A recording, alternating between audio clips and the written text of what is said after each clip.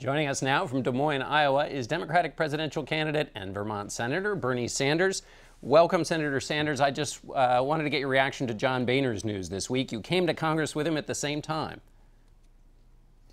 Well, John has had an impossibly difficult job trying to reconcile the conservative wing of his caucus with the extreme right wing of his caucus that really will not do anything and pass any legislation that Barack Obama will sign. It's an impossible job, and I admire John for his tenacity and hanging in there for 5 tough years.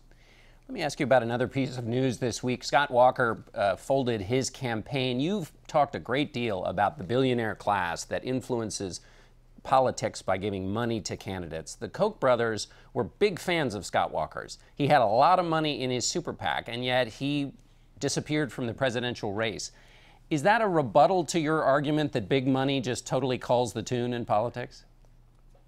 Well, I wish it were, and I wish that the Koch brothers would say, well, gee, now we're going to take the $900 million that we plan to spend in this campaign supporting right-wing Republicans, more, by the way, than either the Democratic Party or the Republican Party will spend, and we're not going to spend it. But, John, I don't think the Koch brothers learned that lesson. I think the power of money over the political process is horrendous. I think that super PACs are playing a very, very destructive role in our political system, and I will do, if president, everything that I can to see that this disastrous Citizens United Supreme Court decision is overturned. American democracy is not about billionaires buying elections or trying to buy elections. You did something politicians don't normally do, which is go into an audience that is not there just to applaud you automatically. You went to Liberty University, fundamentalist Christian university, and you brought your same message. One of the things you said was that the audience, you knew you had a disagreement on the question of abortion and on same-sex marriage, but you asked them to put those disagreements aside and focus on the priority, which is the inequities in the economic system.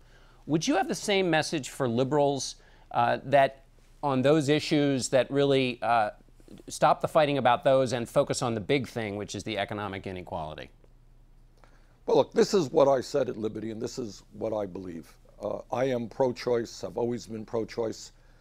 I am strongly in favor of gay marriage, and I know that at Liberty University, people there have honest disagreements with me on that issue. But what I said, look, at a time when we have a grotesque level of income and wealth inequality, when almost all of the new income and wealth in this country is going to the top 1%, when we have the highest rate of childhood poverty of any major country on earth, when many, many millions of Americans are working 2 or 3 jobs just to sustain themselves, can we not get together and talk about creating an economy that works for all of us and not just millionaires and billionaires? When children go hungry in America, that is a moral issue. When 51% of African American kids are either unemployed or underemployed, that is a moral issue.